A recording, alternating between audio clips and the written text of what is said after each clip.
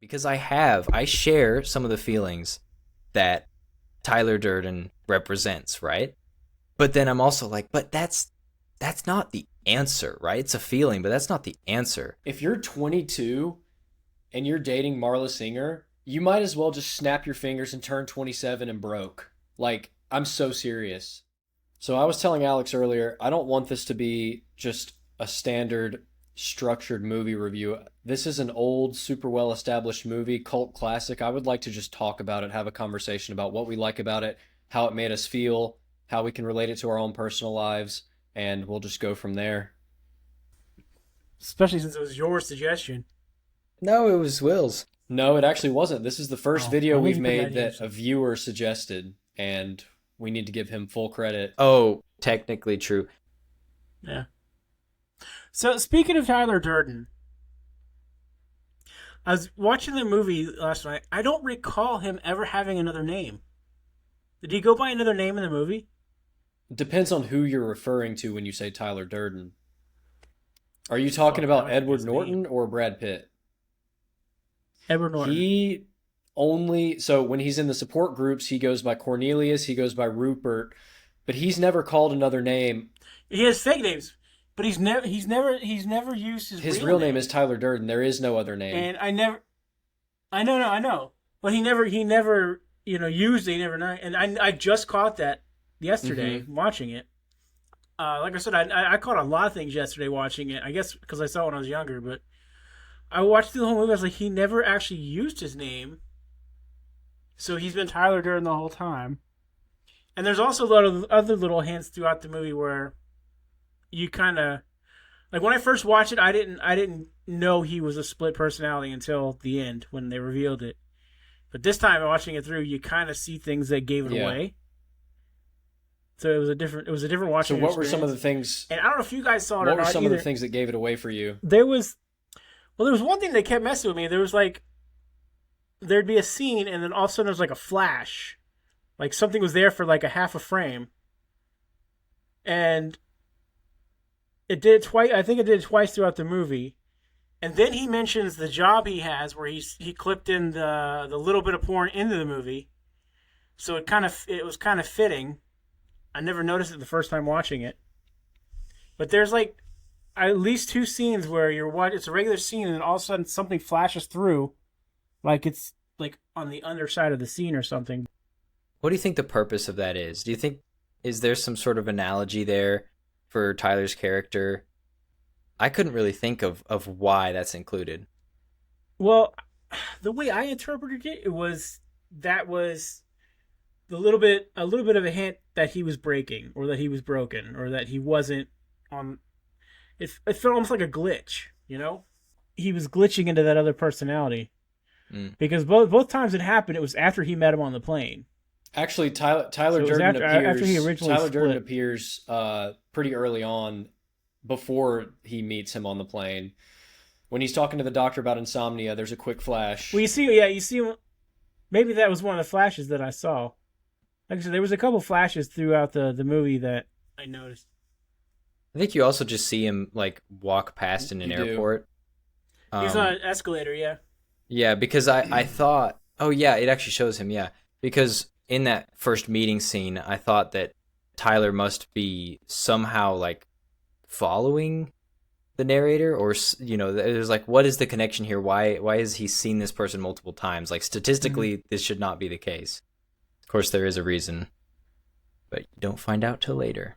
Yeah, there's definitely a lot of little sneaky things that they put in, and I think depending on how closely you're paying attention, there's a lot of different points in the film where a viewer might figure out for themselves that, like, oh, okay, Tyler is a figment of the narrator's imagination, or just a manifestation of part of his personality. For me, that moment was when the narrator is arguing with, what's the girl's name? Marla. He's at the top of the staircase. Tyler's saying, "Don't talk about me." And then before the narrator says it, Tyler mouths, "This conversation is over." And then the narrator says, "This conversation is over." And I was like, oh, that's it. Okay. Tyler had the thought before the narrator said it. I don't know at what point. Well, you guys have seen it a long time ago, so you probably don't remember exactly when you figured it out. Like I said, I didn't figure it out until the end of the movie, but that was younger. And I was younger, and I wasn't paying attention like I do now. So I actually Like now, I was paying attention to the movie. So I actually watched this movie for the first time when I was a kid, and I did not, or at least I don't remember picking up on it before the big reveal. Because you're not expecting that. This was the first film I had ever seen where there was a big twist like that. So I don't think the first time I watched it, I picked up on it. The second time I watched it, obviously I knew what was happening, but I was able to pick up a lot more on Tyler being spliced into the film and, hints that he is the narrator and Brad Pitt's character. And then, of course, this third time that I saw the film, I feel like I pretty much picked up on every single minute detail that led to it. So this is definitely a film that I would recommend you watch multiple times to get the full effect. It was 3 for me. I'll probably watch this again one day too. So definitely a lot of rewatch value with this film. There's a couple things that, just thinking back on, I really like how they fit into place. One is that when the narrator beats himself up in his boss's office, he says, "For some reason, my mind went to my first fight with Tyler." And at the time, I was sort of starting to piece it together, but I don't think I had fully figured it out.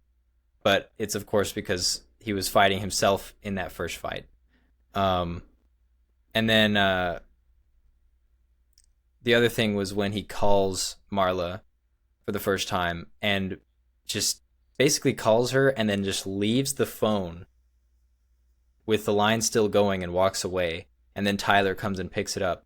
I had no understanding of what that meant at the time. I was like, why did he do that? Like, that makes no sense to me, but it makes all the sense afterwards. So they do a very good job of making it, they have plausible deniability that Tyler is real or not real.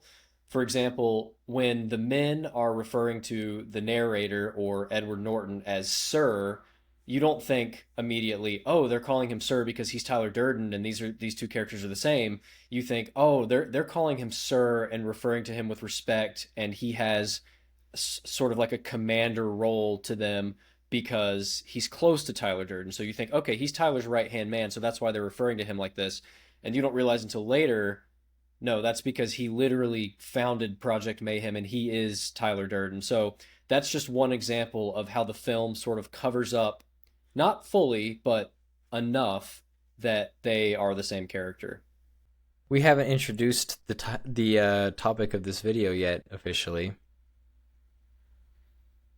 Well, Purgatorians, today we're talking about Fight Club, and this is our first viewer-suggested video in our review of the slop fest that was Jurassic World Afterbirth. Someone suggested that we watch something actually good. I think the user was actually named Tyler Durden, and he said we should watch Fight Club. And you two had already seen it and were acquainted with it. I had never seen it. I've definitely heard of it many times, and it's just one that I've never got around to. I'm going to be honest, I thought it was going to be like a boxing movie. And yeah, definitely not. If I knew what it was, I would have watched it a lot earlier. I'm actually surprised you didn't know more about the film because, it being such a cult classic, there's so many quotable lines like, first rule of Fight Club, don't talk about Fight Club. I'm honestly impressed that you hadn't had this spoiled for you in some way, shape, or form beforehand. I just didn't know anything. It's kind of an interesting coincidence, though. Just recently, a couple months ago, I was at a thrift store and I saw a book that the binding, the design really stood out to me. And I'm a hard non-believer of don't judge a book by its cover. I always judge a book by its cover. I think it matters a lot. But it was called Survivor by the author, and I'm going to hash his name, but I guess it's Palinuk, something like that. And I was just like, oh, this is a really weird design. I'll give this a shot. And I loved it. Fantastic book.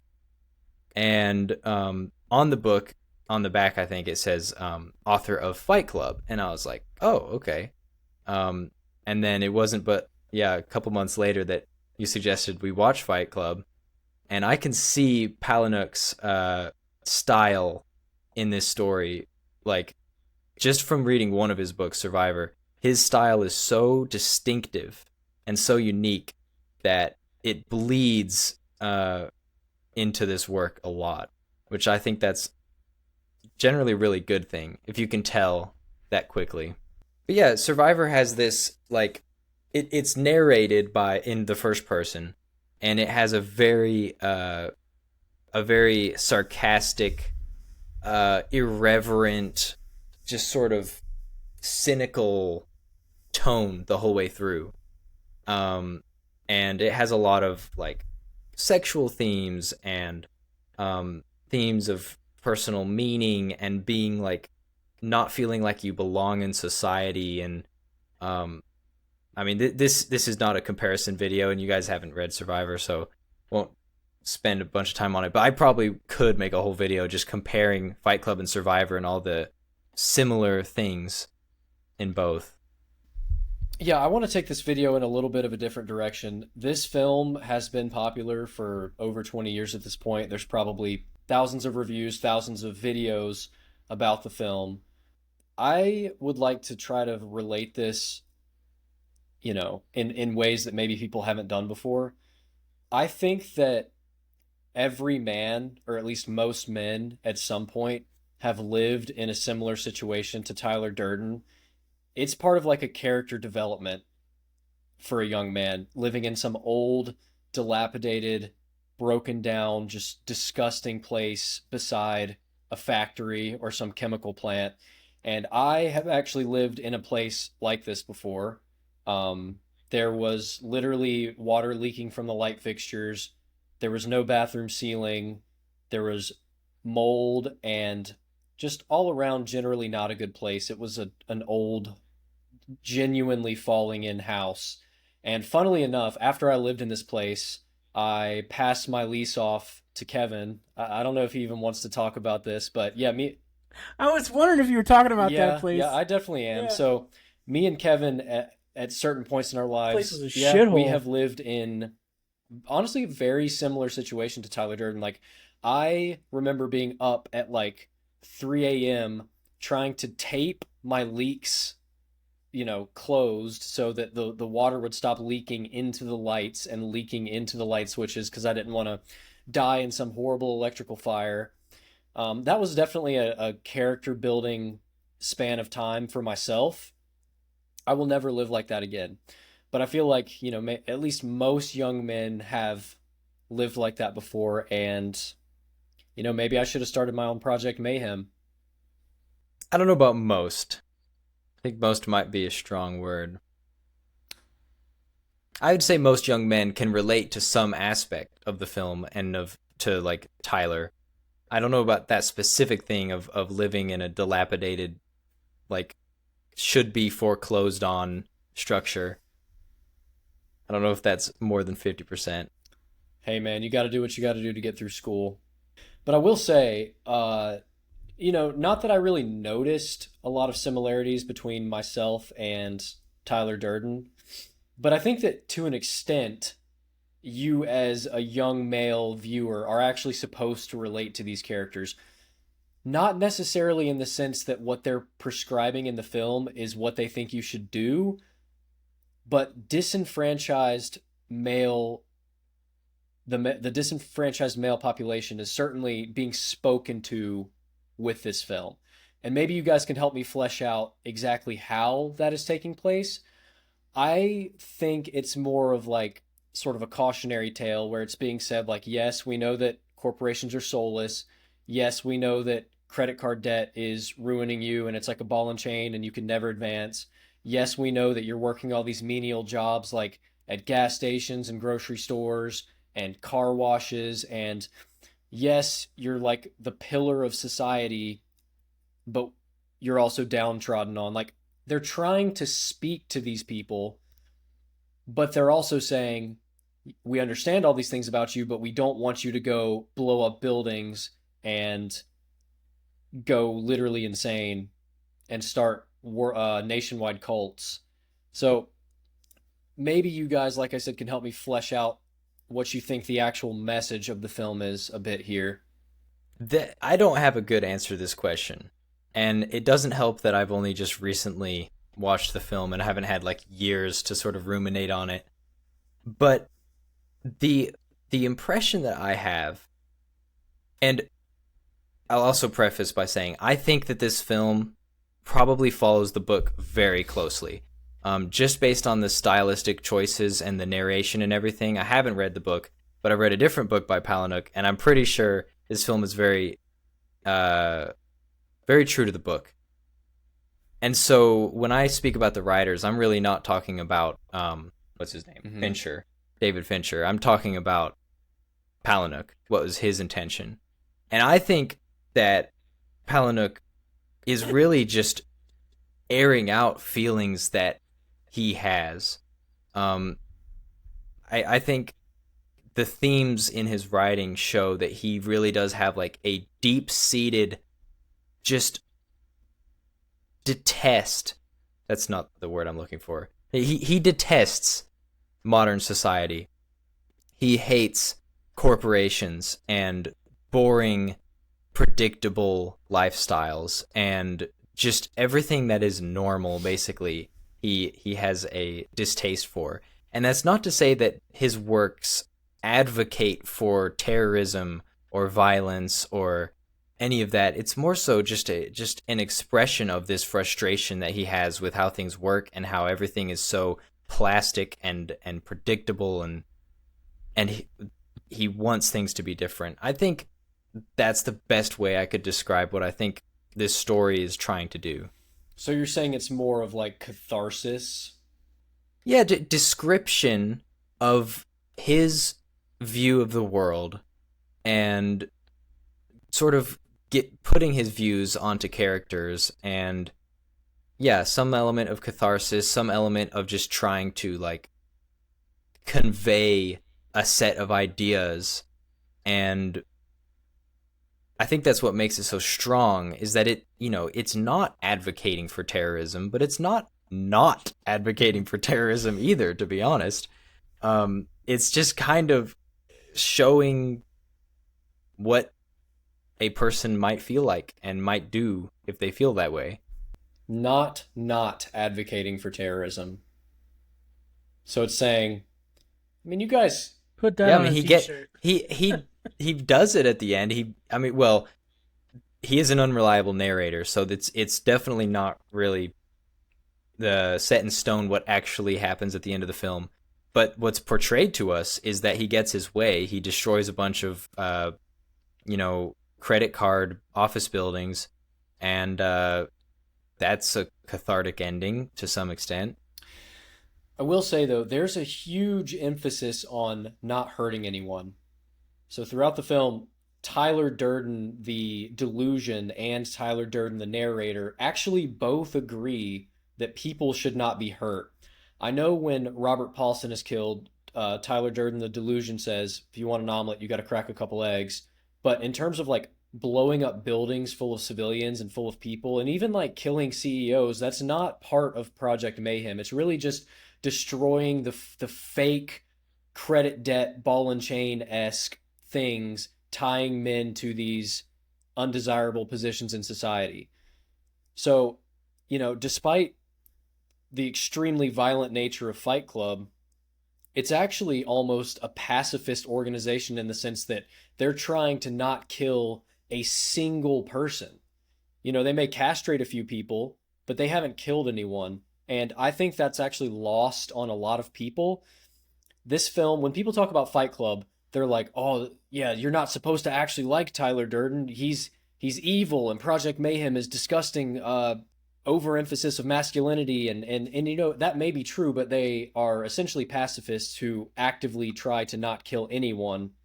It's really just about brotherhood and, coming together over shared disillusionment. Yeah, I definitely don't think it's nearly as simple as being like a cautionary tale against extremism and toxic masculinity, because I've seen those takes of like, yeah, the movie's really supposed to make you not want to be toxic masculine, and it's like, I don't think that's it at all. I think it's just describing how a lot of people I agree with feel. you. And you know, I mean, there's analogy throughout. I like the idea that the Fight Club is basically a support group. Like, because he's going to all these support groups for cancer and various ailments, and then some of the people that used to go to those support groups start going to Fight Club, and it replaces their therapy. Yeah. And it's just sort of this like deranged, like, I don't know, we're detached from our animal needs, and we're put in these very formulaic and I don't have the words Wait, I'm you looking say for. detached from animal need. I actually think it's a reattachment to their animal need. If you look at Tyler Durden's house that we were just talking about, there's no TV, there's no access to the outside world, there's no random fluff that's in everybody else's corporate life. He is having aggressive sex, fighting, eating, and having a brotherhood, and that's it. That is literally it. He says after a month, I didn't even miss TV. He's living literally in a disgusting, dilapidated building, sleeping on a broken mattress with water falling on his head. He's barely actually even using electricity. So I would actually argue that it is a reattachment to animal desire and letting that animal desire guide you and break free of all the chains of modern society. Like he broke free from his. That's what I was trying to say. I probably said it badly, but I was trying to say that the lives that people in the lower echelons of society and in the middle echelons as well, honestly, that lifestyle of safety and formula and repetition detaches you from your animal self and just puts you in this constant state of distraction and satisfaction, and you never really desire anything because you are so comfortable. And Fight Club specifically takes you out of that comfort and yeah, like you said, makes your life all about animal needs, basically. Well, I picked up more about it being like stuck in a rut, like going to the same job all day every day and just needing an out for that. And that's why I think the Fight Club started. And then the people that were attracted to it, I mean, yeah, they were all men, but they all had basically the same thing going on, where they were stuck in this job that was boring, or something was going on in their life, and they felt they were stuck somewhere. And this was, like you said, like not therapy, but just like almost like a meeting or something. And this was their outlet to release these feelings and these emotions that were holding them down and making them feel stuck. So that's what I picked up from it. Tyler Durden genuinely wants the best for these men. Like he's not saying, "Okay, you're part of the Fight Club cult. You're here for life. Like it's ride or die with us." He wants them to be freed and then presumably, go back and live their best lives without debt, being debt free. And a prime example of this is the scene where they take the, I think, gas station attendant outside. Tyler puts a gun to his head and he's like, "What do you want to do with your life?" Essentially, "What did you major in?" The guy says, "Biology." And I thought, first of all, that was a really powerful scene. I love that scene. And he's like, "If you're not pursuing veterinary medicine within 6 weeks, you're dead." And that actually has a double meaning. He's saying, if you don't pursue this dream, I'm going to kill you. He means it literally, but it has a second meaning where it's like, okay, man, if you don't go back to school and focus on your career, you're going to essentially be dead. You're going to be working at a gas station for the rest of your life. And I think that's one of the most powerful lines in the entire film, because so many people, I would honestly say one of the main issues with young men in society is the issue of wasted potential. You have these gifted young men, very capable young men, who just end up doing nothing with themselves. And, they do need to take some responsibility for that. It's not like they were trampled on solely by society forever, but wasted potential is definitely robbing a lot of people of what they could potentially be. Like young men are being pushed out of academia, and that is not in my opinion, that is not something that's positive. You know, there's the whole like age old thing of like, just do a trade, bro, just do a trade. And that's fine, but you don't need to take a gifted young man who could be a doctor if he really applied himself and stopped smoking weed and say, hey man, you know what, instead just be a plumber, bro. Just be a plumbing apprentice. All that to say, yeah, Tyler genuinely wants the best for these members. Like I keep saying cult, it really is like a support group. It's like a very politically active and mobile support group. I agree that gas station scene is really powerful.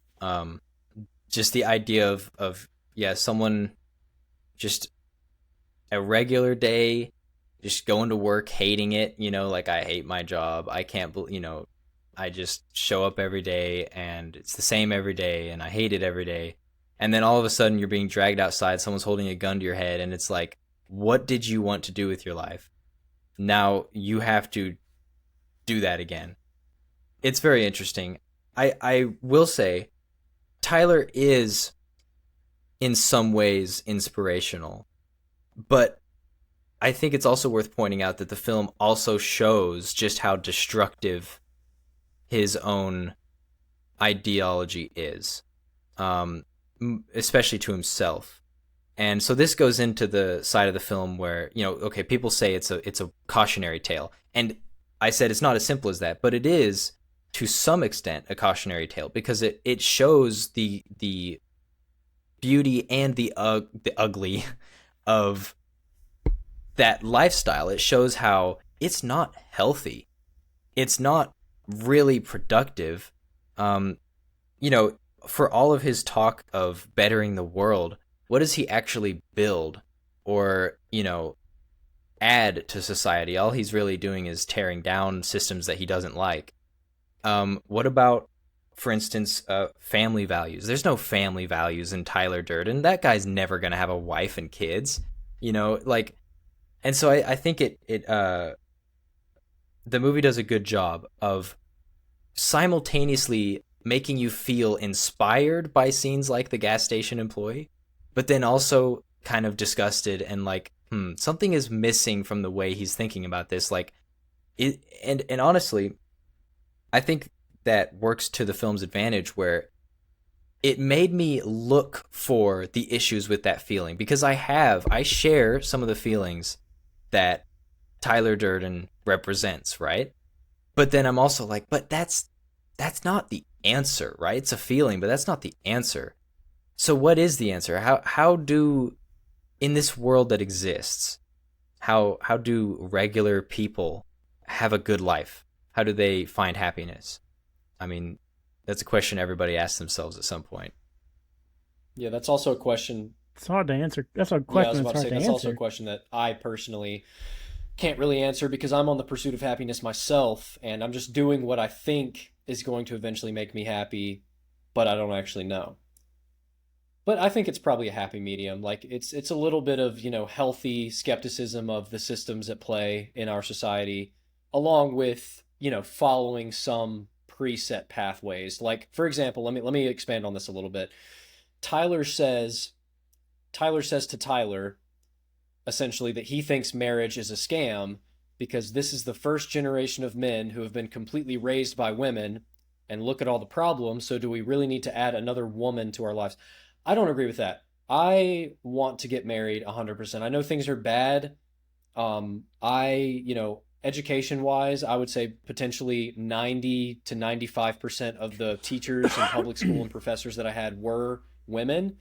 I don't blame them necessarily for anything that's happened to me. And that doesn't make, and if there are things that have happened in my past that were caused by, you know, women in positions of power or in the education system, I'm not angry, and I still want to get married. I want to have a wife. I want to have kids. So this, like, I know they only really hinted at it in the film. There wasn't really like some huge misogynistic you know, point being made there. But I do think that instead of joining a brotherhood that seeks to like destabilize the entire nation, you know, that can be cool and all. I would rather just have a wife and kids and try to fit into society and make it better in more actually achievable and less drastic ways. Striking the balance between conforming or I guess a better word would be adapting. It is, yeah, it's adapting. And yeah, the balance between adaptation and making your own path and changing things around you. It's very difficult. I go back and forth on it all the time. I mean, I have a lot of kind of like mental arguments with myself sometimes about like what should society look like, what is good or bad about modern society, and something that I just come back to over and over again is that you can't not change society. Society can't stay the same. It can't stop progressing, and technology can't stop getting better. And the biggest reason for me for that, I mean, there's more than one reason. One of them is that curiosity and sort of just like building things and innovating and changing things, that's part of human nature. And that if you take that away and say, no, society has to stay the same now, then that you're removing some fundamental needs from that society.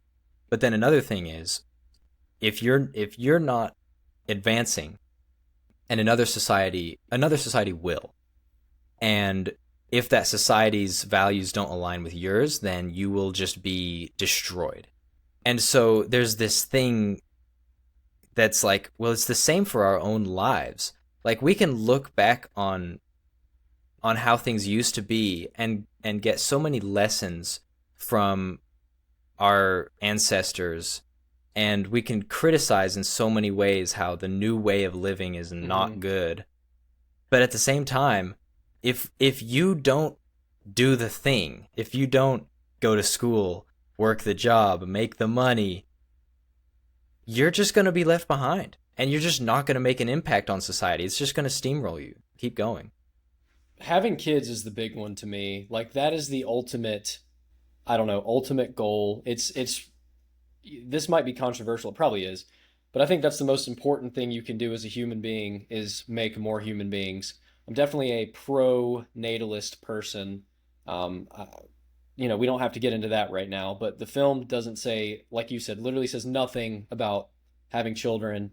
And, without children, there is no society, there are no people, and there is nobody to keep these systems going over just smoothly. So yeah, I think that having kids that's like the ultimate. Like, you have a career so that you can have money, so that you can support a family, and a family consists of you, your spouse, children. That is the ultimate goal, and everything else is just kind of secondary to that, in my opinion. And of course, there's like all these esoteric arguments for like true happiness. True happiness is going to Bali. True happiness is like, I don't know, having a man cave or whatever. But no, I think it's you have to have children. I mean, I definitely think that should be the main goal for most people. Although with caveats, I think, and I'm sure you would agree with this, but I think having children can be the best thing you ever do, and I also think it can be the worst thing you ever do if you're not ready for it. For multiple reasons. One, because if you're not ready to have kids, be that financially, your maturity, your partner. I know you know this, but of course I meant like having children at the right time with the right person in a stable situation. Obviously, yes, if you do it incorrectly, having kids, I don't want to say out of wedlock, but having kids at the wrong time, without any money, with somebody you hate, that's not good. But obviously, like, I mean, in the proper situation, like, you should strive to have them in the right situation. But yes, but I want to take it just kind of a half level deeper as well, though, which is that if we distinguish between the value comes from having kids versus the value comes from having kids at the right time and being prepared for it, then to me, we're starting to hint at something. Kevin just self-destructed over there. we're hinting together, all capable. at a value that's not just to pass on your genes, right? It's to pass on your values. You want to raise a kid in a way that you're able to imbue them with certain values that you think are important. And so, while I agree with you that having kids is important, I would not put that at the top of the list. I think that there are actually building blocks of what makes life meaningful that come before having children, and that those are the building blocks that give having children its meaning. Does that make sense at all? Yes, it does. I think to an extent what we're saying is one and the same, but I completely understand your point. I need to actually address the audience directly right here. I'm in my late 20s at this point, but I want to send a message out to young men who are between the ages of, I don't know, 18 and 25. And that message is Marla Singer in the film, if you find a woman like that in real life, you need to run as far away from her as possible. You cannot fix someone. You don't need to be finding people who you're like, I mean, she has potential. She's like a fixer upper. No, that's not real. The only thing that's going to happen is you're going to get dragged down. And this goes for men and women, whatever. I'm speaking from a male perspective. You're just going to get dragged down. Your bank account's going to get drained. You're going to realize that some people actually do need to be on antipsychotic medication, and it's just going to waste like 2 years of your life. I'm not speaking from any experience, but yeah, these Marla Singer types, like I know that she gets idolized in the Fight Club community as like, oh, where's my Marla Singer? No, dude. Too much trauma, too much. Yeah, there's no such thing as a fixer upper person. You're just going to get dragged down. Find a girl that you think is too good for you and pursue her. Find somebody who you think you don't even deserve to be talking to and pursue that person. Find somebody that's going to.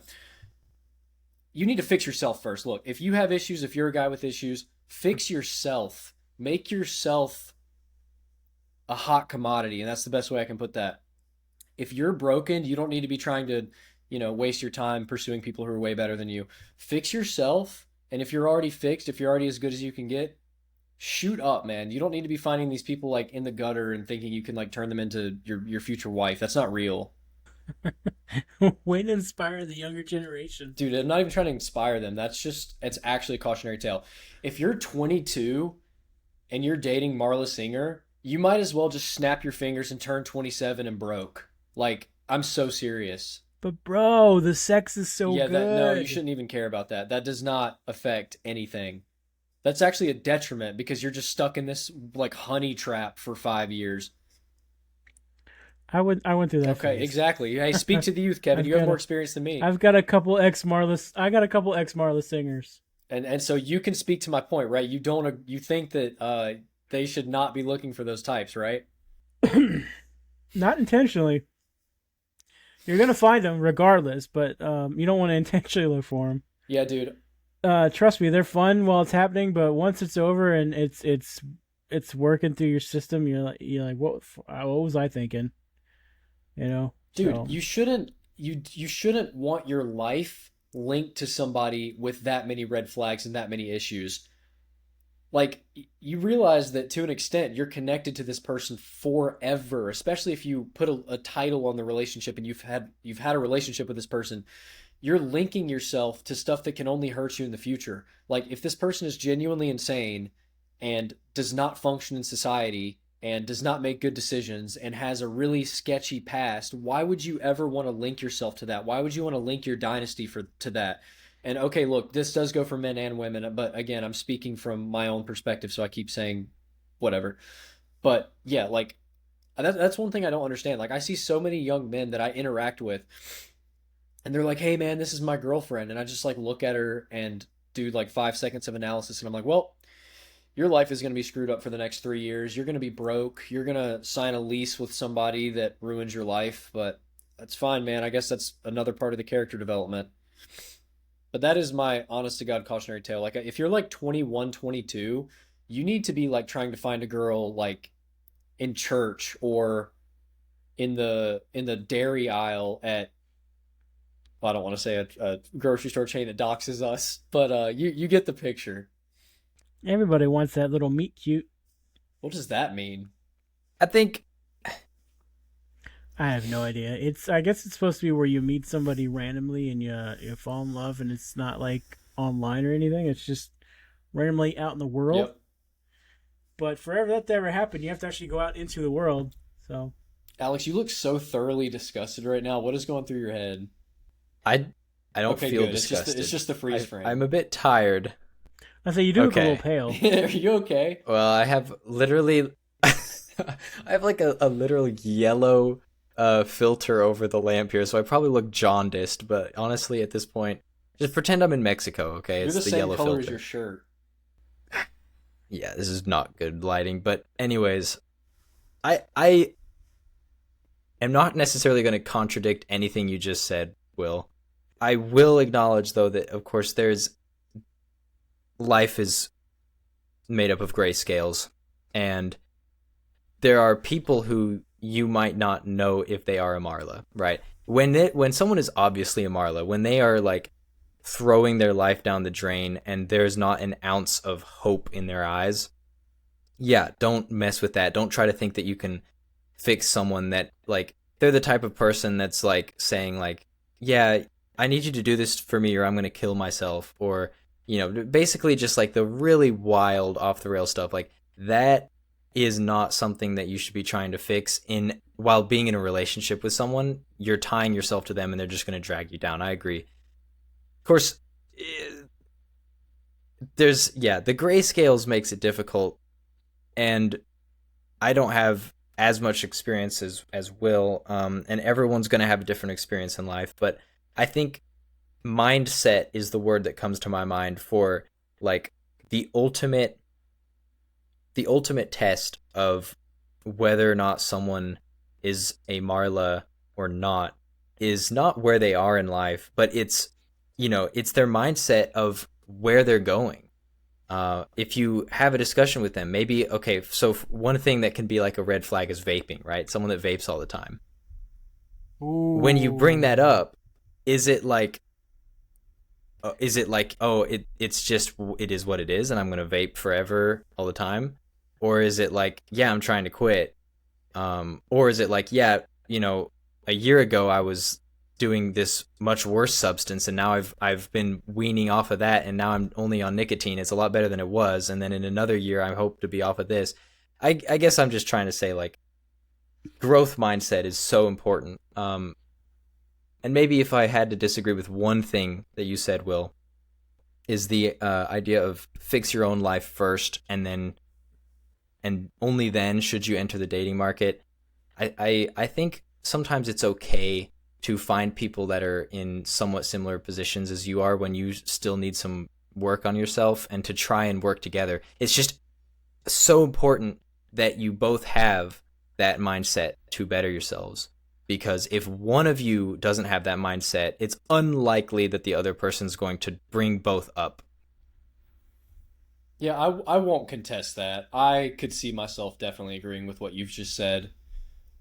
I think that maybe it's a little more important for a man to sort of like have his stuff together before, like I'm really just speaking to the audience, like genuinely like, hey man, this will be easier for you if you've tried to patch up all of the holes that you can before you try to enter the dating market. Okay, that's more of what I'm saying, but like I don't disagree with what you just said, Alex.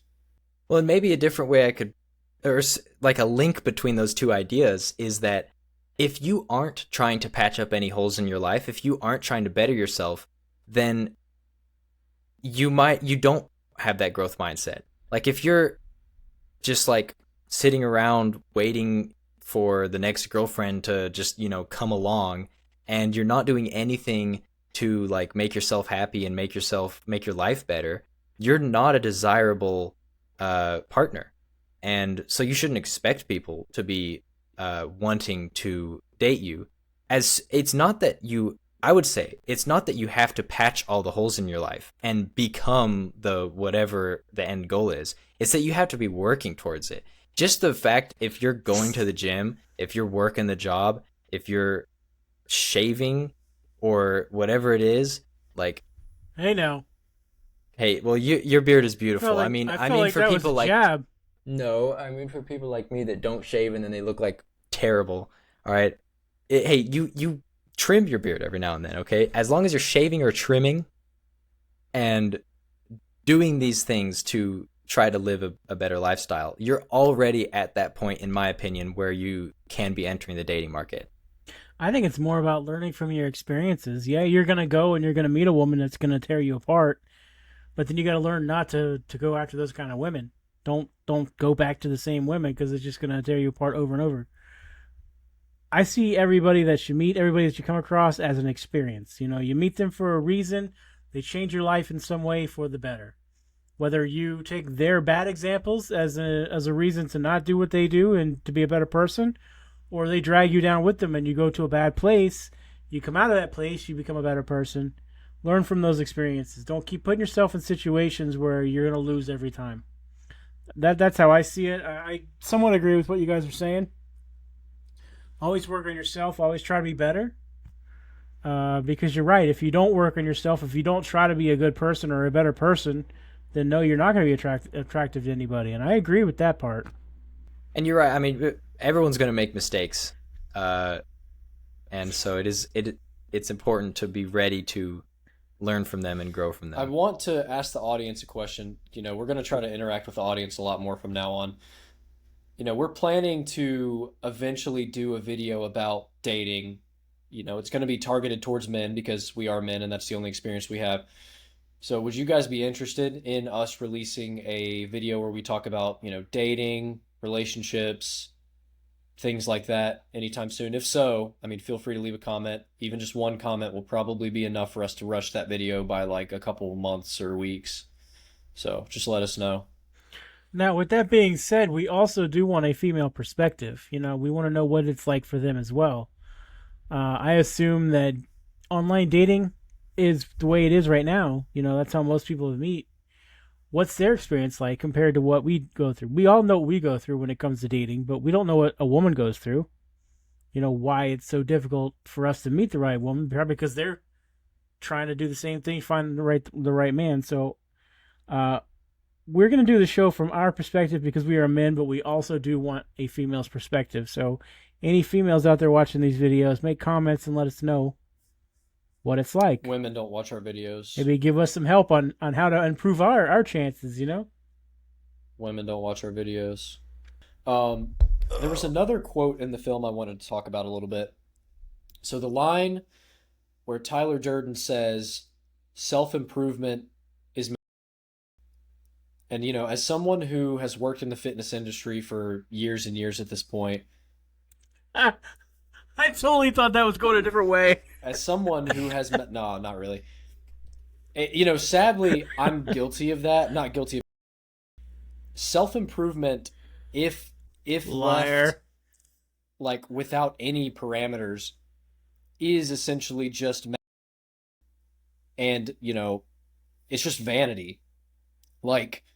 Going to the gym is great, but if you go to the gym and you're part of the gym culture where it's like flexing in the mirror, I don't know, taking 50 pictures of yourself, and it becomes less about health and more about like, I'm trying to look as sexy as possible.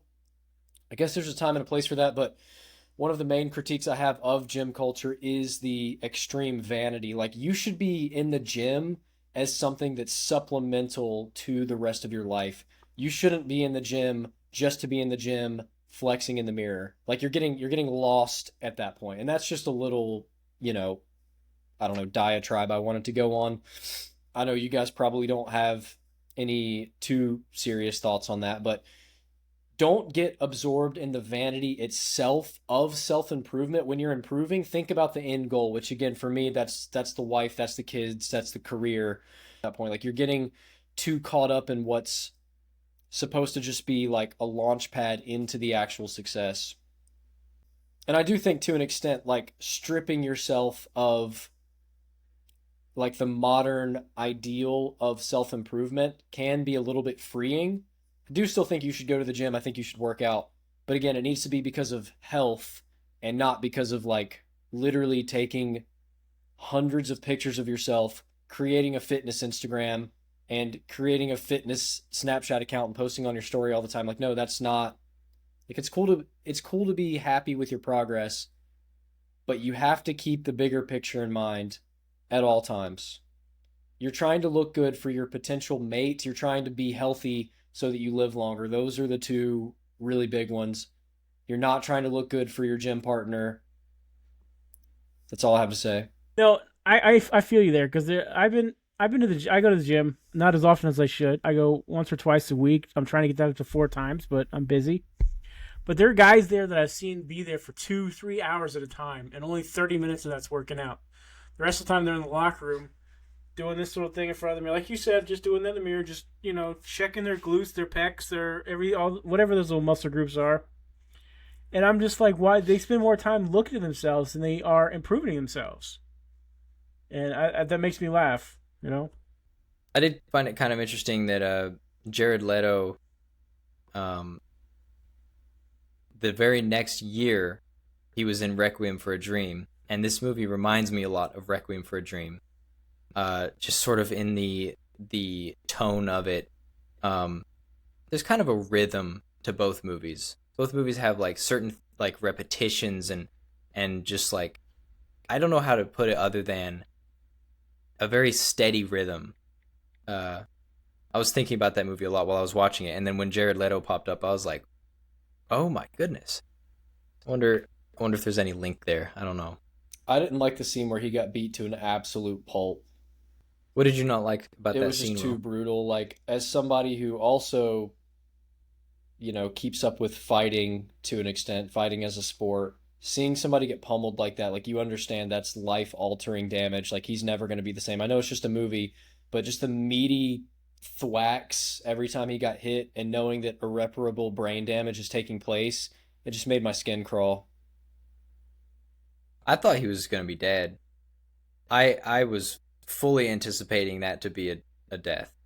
It probably should have been. I'm surprised he was still alive. All right, gentlemen, are we going to rate this film or what? I plugged it into my little calculator thing and I got a 7.5, and I think I agree with that. I think it's a very, very great film.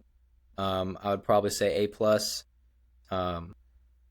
I wouldn't put it in my like top 15 or anything like that. But I think it had a very solid foundation of writing to build off of, and it did fine in adapting it. I do think there's some elements that were just fine where they could have been stellar, like some of the acting. But overall, great movie. Yeah, my rating's right around 8. Like you said, it had a lot of good subject matter to go off of, being from the book and whatnot. The actors, the main actors were pretty good in this. Edward Norton, I think he's a little underrated sometimes because he does some incredible roles. Like he was in We Did Birdman. He was in that. He's incredible in that movie as well. He's an underrated actor. Brad Pitt, he can go either way. He's got some shit movies out there, and he's got some good ones. This one was probably one of his far better ones. Oh yeah.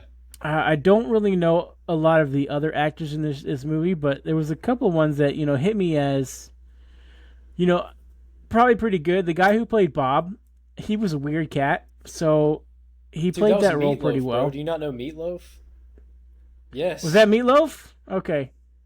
I thought he looked familiar. I didn't look at the credits for this movie to see who else played it, but yeah, I like Meatloaf. I did not realize that was Meatloaf. Holy cow! R.I.P. Yeah, so I would probably rate this film, honestly, I mean, on my own personal scale, definitely an 8.5, maybe a 9. I really enjoy this movie. I think that there's not a lot of room for improvement. Despite being over 2 hours long, I feel like everything that's shown on the screen is necessary. There's a lot of detail packed in. I don't personally have a problem with the acting. I love the casting. I mean, Brad Pitt is amazing in this film. You can get a lot out of it. There's not a lot of films that I can watch 1, 2, 3 times and still like every single time just as much. I'll probably watch this a 4th, 5th, and 6th time before I die. So for me personally, Fight Club has to be in my top 10 films of all time. So I would say, yes, solid 8.5 or maybe even a 9.